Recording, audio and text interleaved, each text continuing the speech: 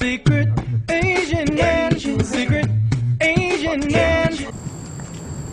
Well, I'm here on the Maumee River, and look who I ran into. Salty dog. What's up, Colonel? What's happening with you? 2 colonels, 1 river. That's right. And 1 dog. Yep. So you are in you're in Maumee, Ohio, Okay.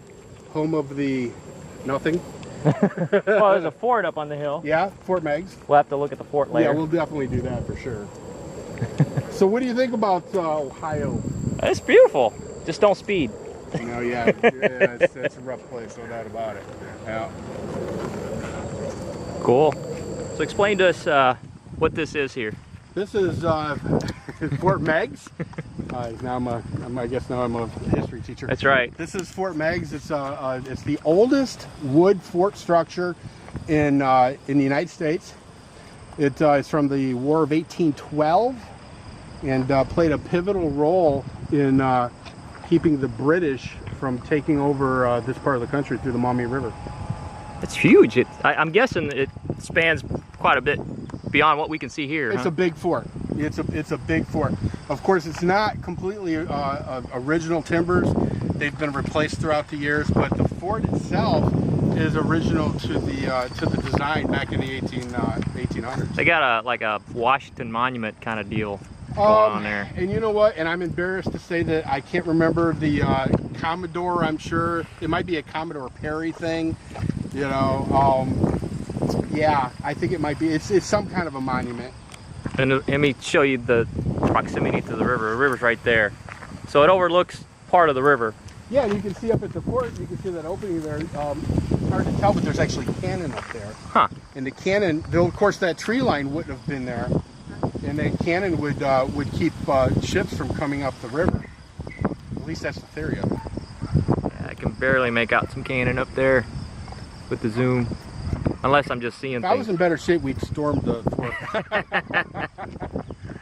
But if you can imagine what a daunting task that would be, right, to forge there and come up there and try to make it up there without getting yourself blown up. Especially without the parking lot here.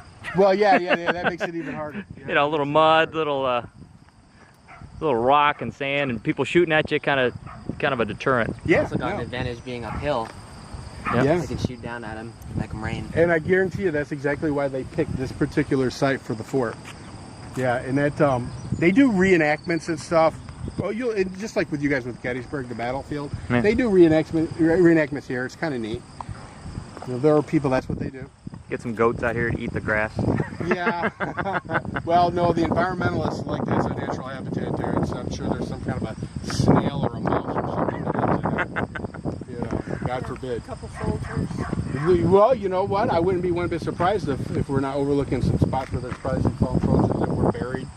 Yep. I would guess, you know, or some Indians or whatnot. This was, and this is very close to a place called Fallen Timbers, which was a big battlefield site too. Okay. And there were a lot of Native Americans involved in the Fallen Timbers. Now it's a mall. It's called Fallen Timbers Shopping Mall. Goodness gracious. Yeah, they saved a little bit of the land, I think. Pretty cool. Now, are those guard houses? Those are, yeah, you can, up top you can actually shoot. Those holes you see at the top, Oh, yeah. you can stick your guns out, but yeah, underneath there would have been room for soldiers, barracks, also storage. Now, when I say that, I've not been inside that fort since I was a kid, but I do remember they showed beds where the soldiers would sleep and whatnot. Well, that would make sense because they can get some air from off the river. Yeah. Well, Pretty sparse existence too, I'm sure. Just your bedroll and your bean pan. Dude, that's when men were men and sheep were scared. Oh, the soldiers of yesterday had it hard. Yeah. Well, hell, just pick up a Mosin Nagant and then pick up an AR-15. Yeah. You know? Cool. Little piece of history right here. A little piece of history.